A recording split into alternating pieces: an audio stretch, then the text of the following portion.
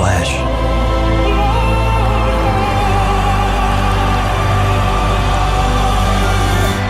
We are the same, you and I. We are two odd, lonely children reaching for eternity.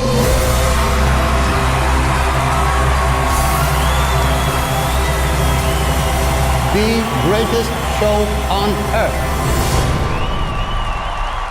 Hello, and welcome back to Mix Presents Sound for Film Award Season. I'm Tom Kenny, the editor of Mix Magazine, and we're here now to talk about Elvis. Warner Brothers filmed it, premiered at Cannes in May 2022, and then opened in Australia and the US in June. Did wonderful box office, helping to bring us back to theaters. One of those films.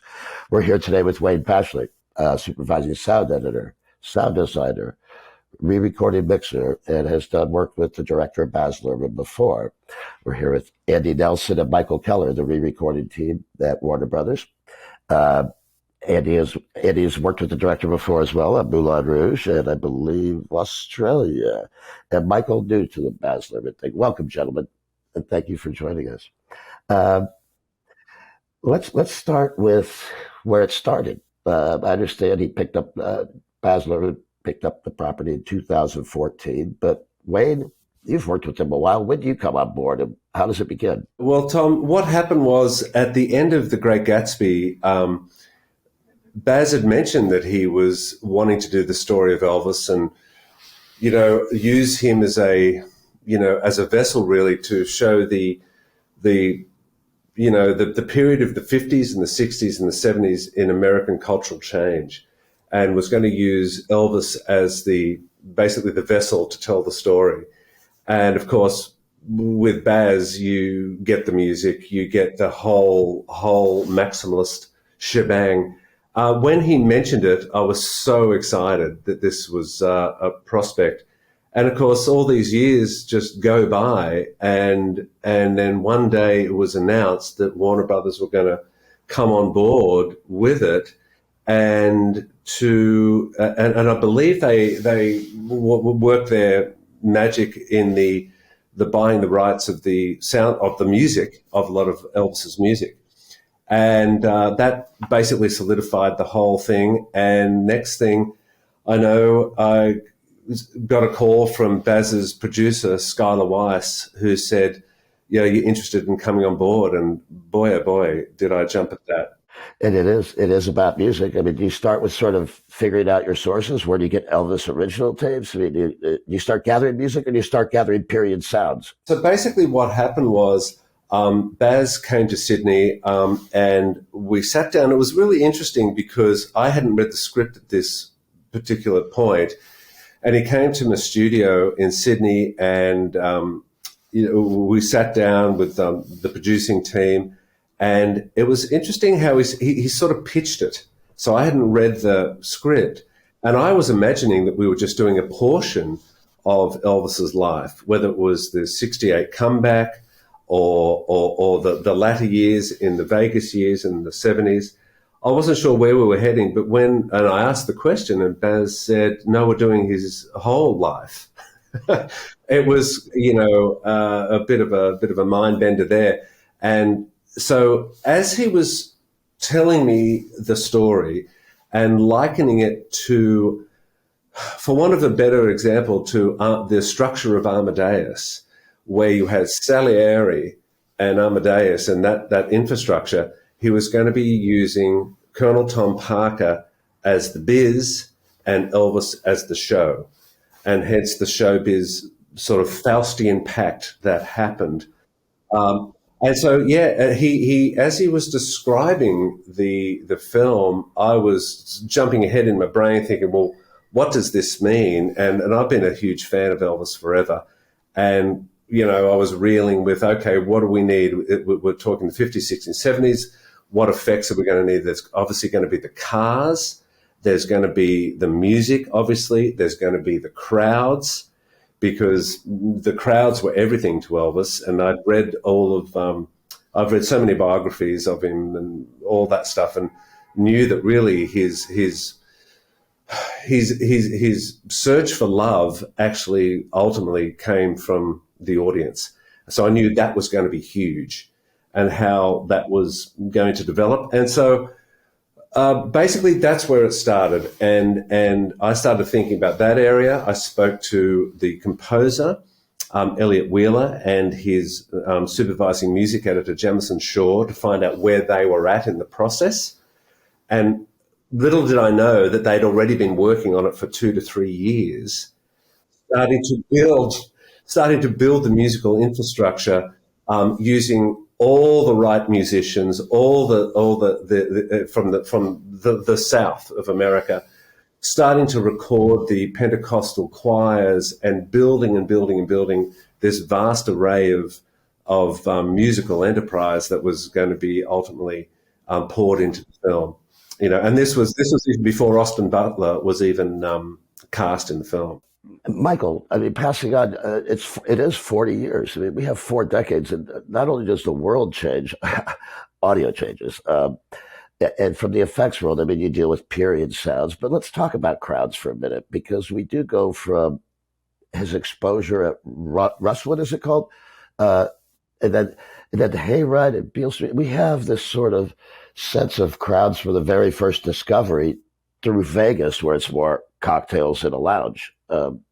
Talk to me about the crowds. That this couldn't have been easy to put together. Yeah, no, the crowds were a huge deal in this film, and it started in the Hayride, which was more individual girls reacting to his performance. And Wayne had fantastic recordings. I don't know if it came from Barbara Harris or Australian. It was a mixture of both. It was Barbara Harris and the original women, which we coined the term scream queens, because they were actually cast. They were actually cast from the day, and they went through a training program. Yeah.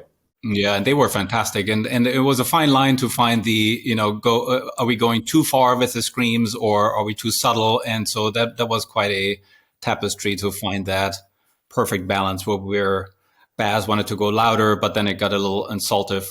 So we calmed it down a little bit. And then Rustwood is the opposite, where it's extremely aggressive, but it's a shorter section. So we could go, full bore and go more shock value with it, where somebody rips and then it cuts away to silence or to a microphone feedback. And that was a very stylized section. And then ultimately Vegas, that's the biggest reaction when he finally gets to perform in Vegas. And that's where he fell in love with the crowd and the crowd fell in love with him. And that was also a very large mixing challenge to support the music, but never overwhelm the music and overwhelm the performance.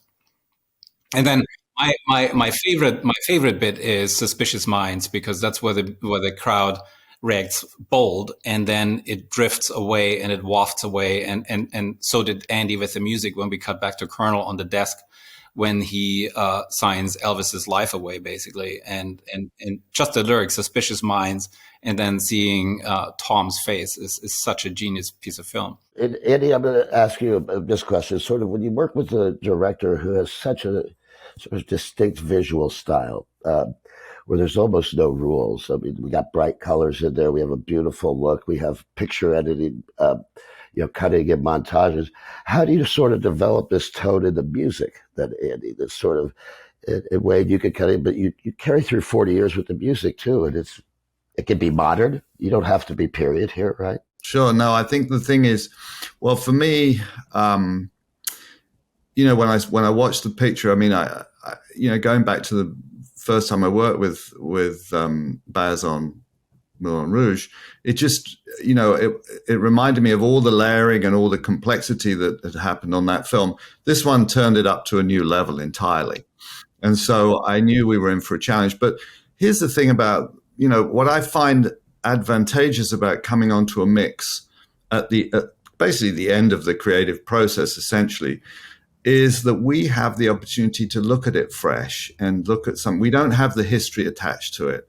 I mean, what Wayne's talking about is so much time, and even the sequence you were discussing, Wayne, about the early sequence with Tom, which ended up not really being in the picture. There's a lot of history that is incredibly important to inform the process. But for us, we see it fresh, and we actually watch the film that essentially the world is going to see. So there's a huge advantage to that, because for me, it's very important to, if you think about dialogue for a minute, one of the things that initially concerned me only because of clarity was that I wanted to make sure that the audience fully understood the very voiceover that you were discussing with Wayne right at the top of the picture. Because if you don't let the audience in at the beginning and push them away for any reason whatsoever. So I was all over that right from day one, and Wayne will remember this.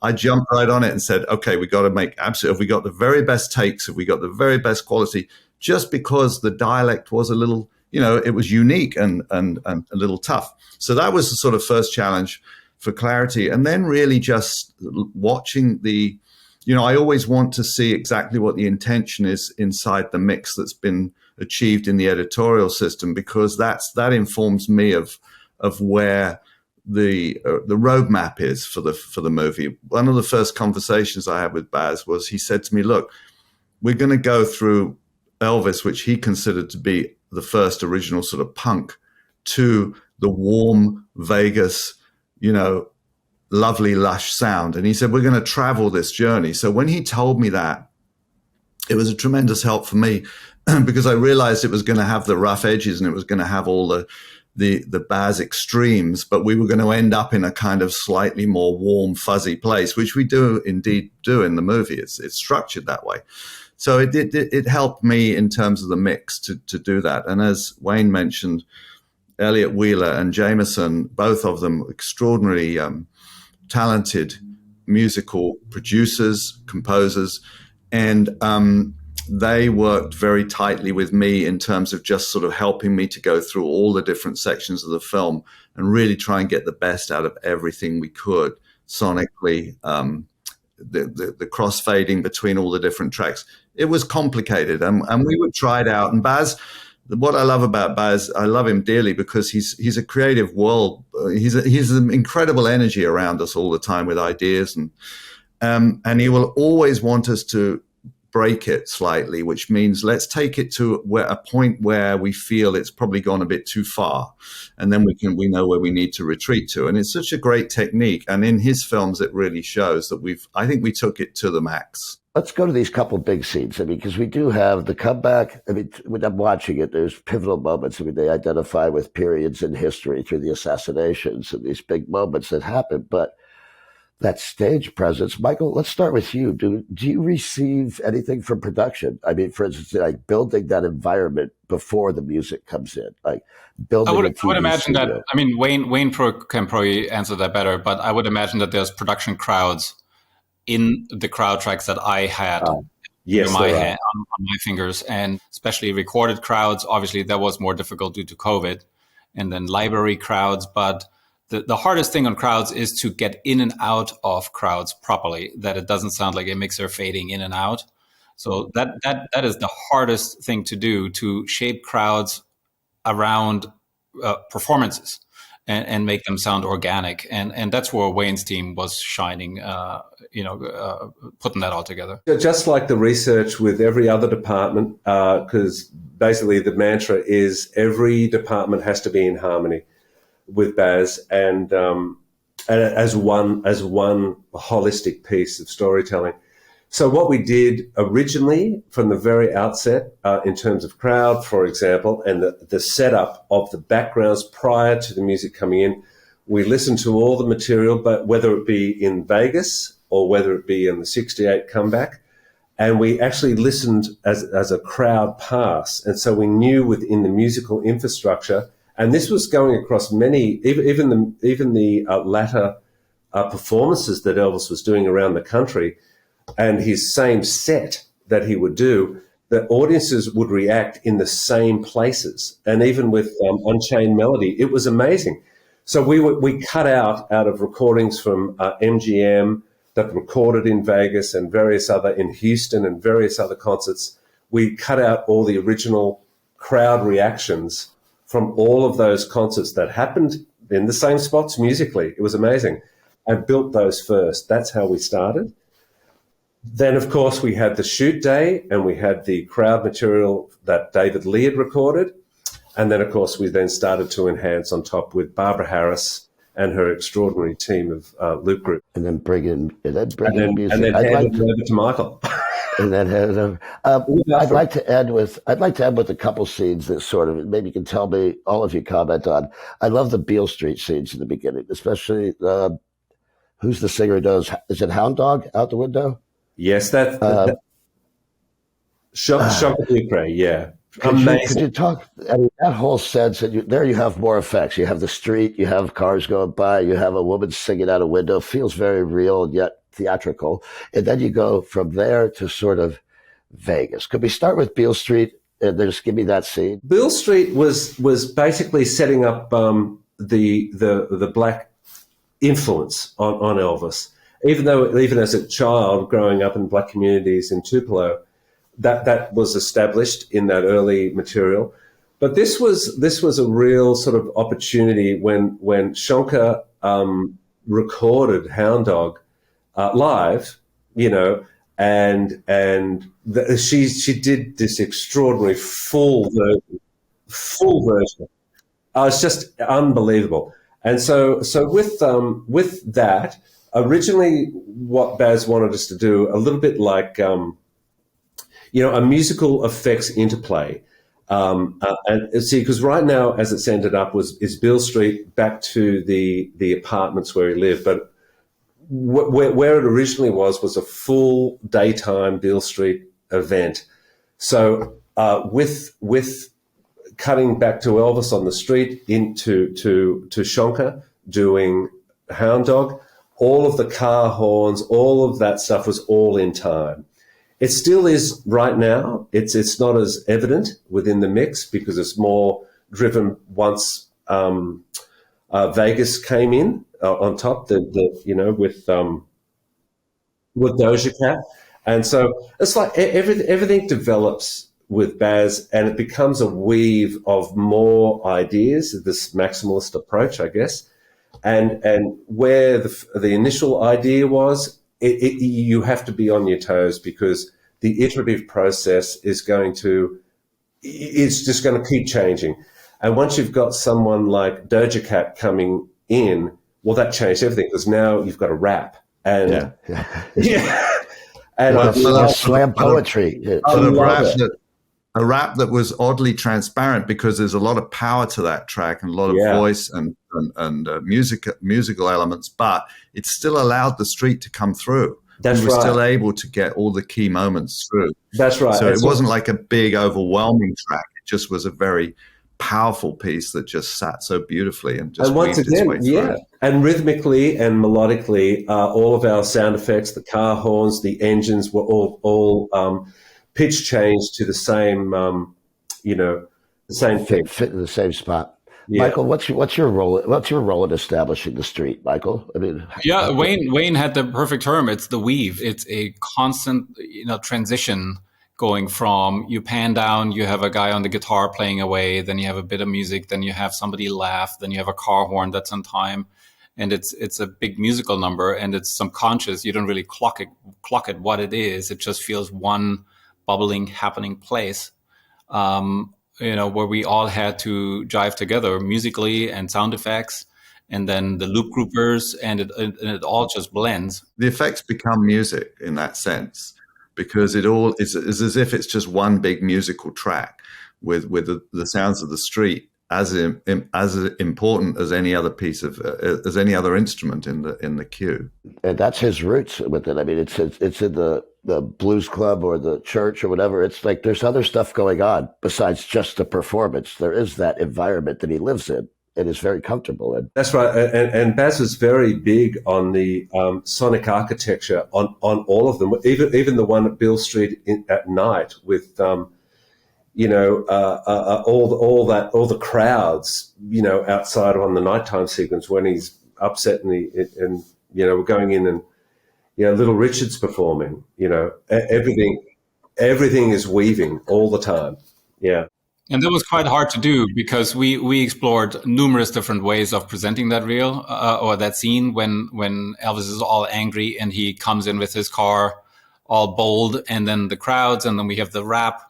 And so we had it heavy music driven once in one variation, and then ultimately we cut in and out with heavy crowds, surrounding Elvis, and then going back to a musical driven section, and then it transitions into like sound drops out, where it's just a big downbeat and a huge piece of music.